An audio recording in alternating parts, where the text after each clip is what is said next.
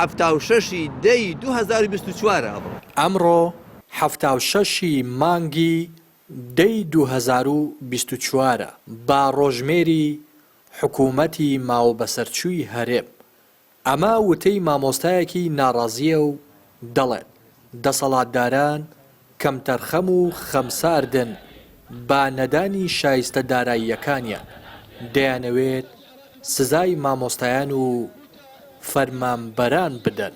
ماوەستا ئەمڕۆ چەندی مانگە؟ ئەمڕۆکانە بە ڕۆژمێری حکوومەتی ماوەبەسەرچووی هەرێمی کوردستان 76 دەی 2024 حکوومەتی هەرێم بەڕاستی هیچ باکێشی نییە لە نەدانی موچە و ئەو شتانە.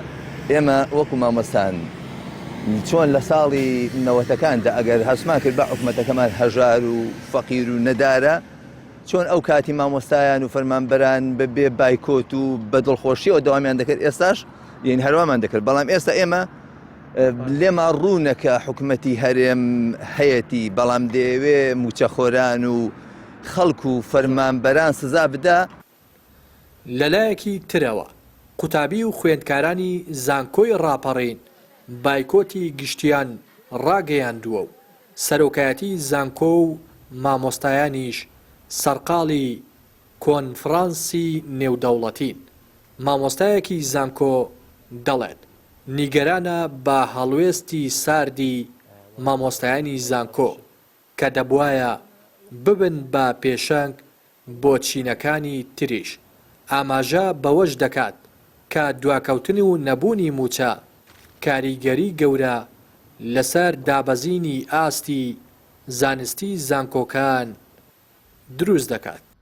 هۆکارەکەی وڵا ڕوونە لەبەرەوەی ئەم قەیرانانە کەسوکاری خوێنکاری بە تایبەت کەسوکاری تەلەبە هەندێک تەلەبەیەکە ئەوانەی لە داخلەکان دەمێنەوە ژیان گۆزرانیان زۆ ناخۆش. ئێمەش بە کوی گشتی هەموو نوێنەرەکان سەرتا نوێنەرەکان لە گروپەکەی خۆماندا ڕێککەوتین کە بایکۆتێکی گشتی بکەین تاوەکو دوای سەری ساڵ تاوەکو دوو موچە یاخود سێ موچە دێ. ئەمە بەڕاستی ئێمە وەکو مامۆسانی زانکۆ کە ئەوەی کە کۆمەلگا چاوی لە ئێمەیە، ئەوەی کە کۆمەلگا ئەو تەسەوڕی بەرامبەر مامۆستای زانکۆ هەیە کە مامۆستای زانکۆ هەمیشە دەبێت سەر ڕم بێ دەبێت پێشەنگ بێ.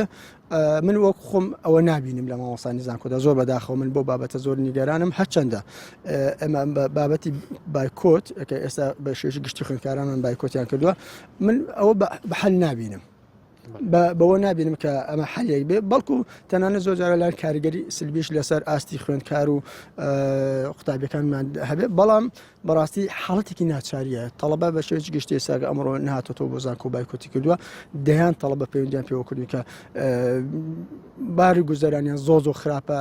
بەهۆی گەندەڵی و شکستی دەسەڵاتی هەرێم هاتن و نەهاتنی موچە بووە بە گەرمترین بابەتی ناو خەڵک و میدیا. لە کاتێکدا موچە کە مافێکی سەرەتاییە لە هیچ وڵاتێکدا نابێت بە جێگەی باسی گەرم و لا پارێزگاکانی دیکەی عێراقیش لە کاتی خۆیدا دابەش دەکرێت. تەنیا دەسەڵاتی شکست خواردووی هەرێمە بەهۆی گەندەڵی لە ناوخۆ و شکستی لە بەغدا موچەی کردووە با گەرمترین هەواڵی میدیا و بابەتی ناوخەڵک. ڕێناس ئەرسەلان، کەناڵی پەیام، دەڤەری ڕاپەڕین.